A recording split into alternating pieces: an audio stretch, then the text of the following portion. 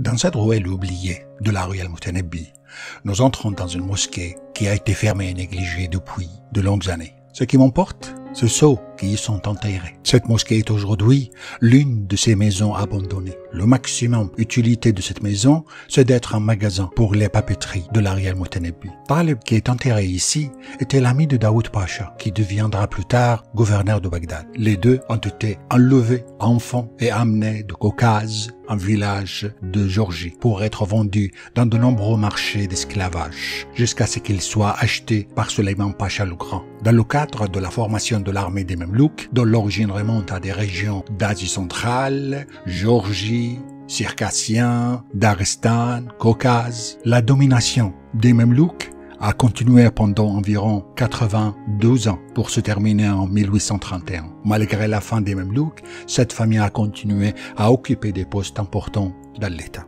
Taleb a réussi dans ses études militaires, religion, administration, et a continué ses succès jusqu'à ce qu'il devienne l'assistant de Daoud Pacha, auquel il est resté fidèle jusqu'à sa mort quand il a refusé de fuir Bagdad lorsque la ville a été frappée par la peste en 1831. Son fils, Suleiman, l'a supplié de fuir avec lui, mais il lui a dit qu'il n'abandonnerait pas son ami dans les temps difficiles. Au même endroit, son fils Suleiman Far a été enterré. Il a fait ses études et aussi a occupé des postes importants tels que le gouverneur de Bagdad. Et il était écrivain et historien. Il a écrit l'histoire des Mamelouks à Bagdad, les tribus d'Al-Muntafaq, l'histoire de Bagdad. Parmi ses enfants, Mahmoud Chauket, Hekmet, qui eux aussi ont occupé des postes importants, dont Premier ministre à l'époque royale. Et nous revenons à Suleiman Far.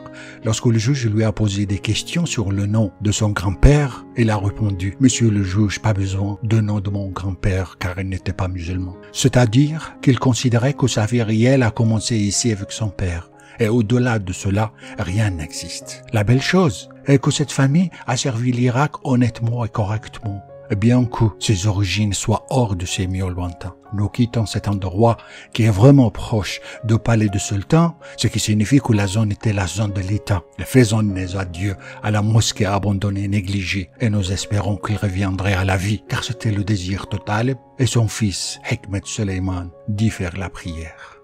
Au revoir. فنودع محلة جديد حسن باشا ولنقل وداعا للجامع وللراقدين في الجامع. تحياتي.